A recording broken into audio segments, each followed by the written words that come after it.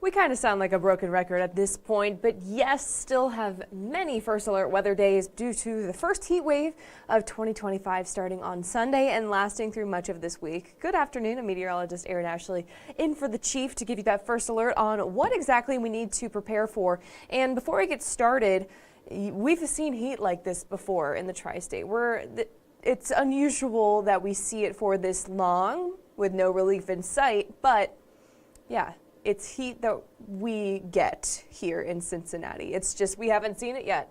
And that's why we just want to give you that heads up, that first alert, if you will, because this is the kind of heat that catches people off guard, especially this late into June. I mean, technically summer does start tonight and it's coming in hot, so it does make sense. But it is the kind of heat that catches folks off guard, especially for those who are vulnerable to extreme heat.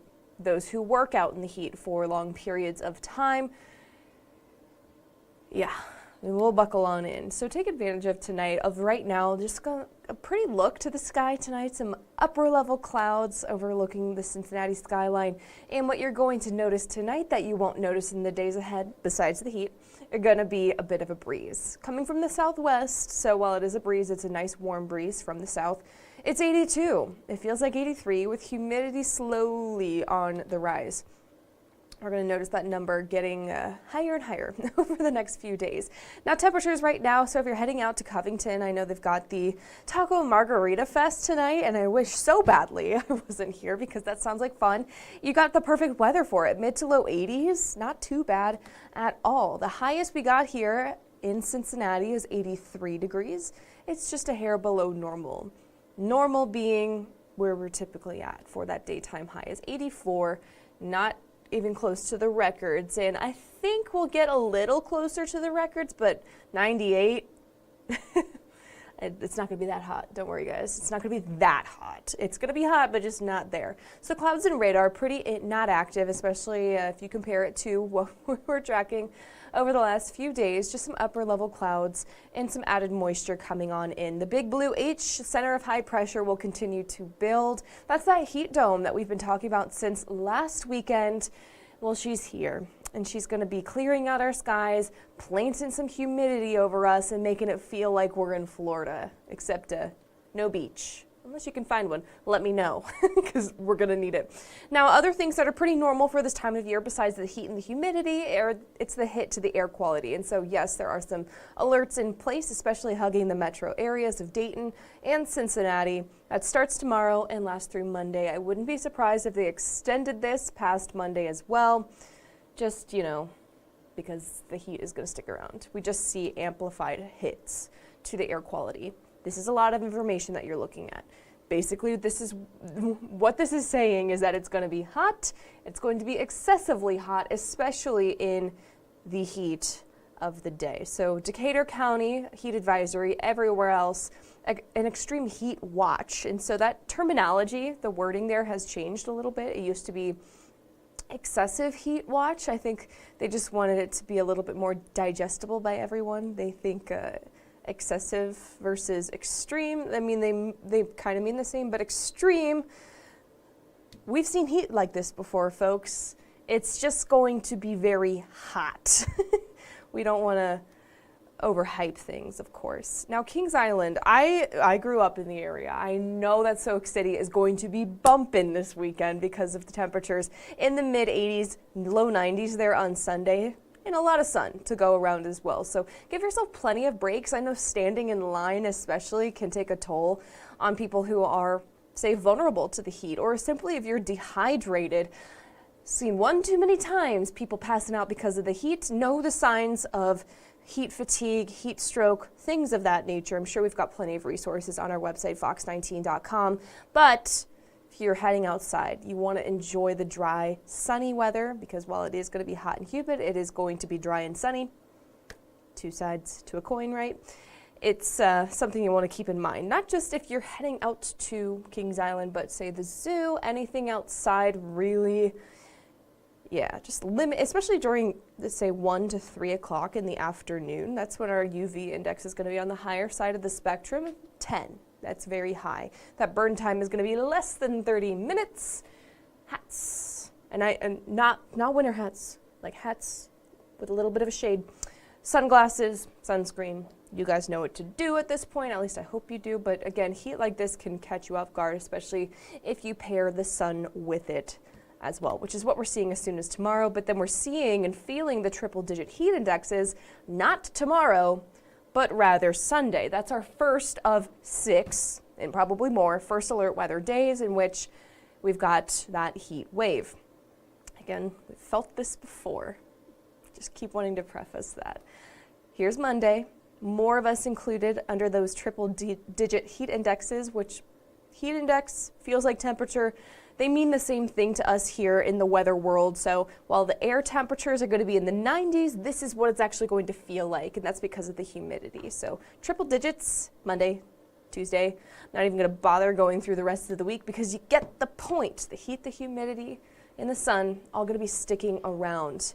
Yeah, I mean, look at the muggy meter. Right now we're on the verge of comfy and muggy, sitting at 7 o'clock Friday evening, and then that's going to spike as soon as we get into Saturday. More and more humidity on tap there for Saturday afternoon into evening, and then we kind of just see the levels anywhere from 65 to 75 for the dew points, which dew points, if you don't already know, is a measure of moisture out there in the air, moisture being water. So more water in the air makes it a little bit more stifling outside. That's why there is a difference between the air temperature versus the heat index, because one is just the heat and the other is heat and humidity. So that's why I'm showing you the muggy meter here real briefly.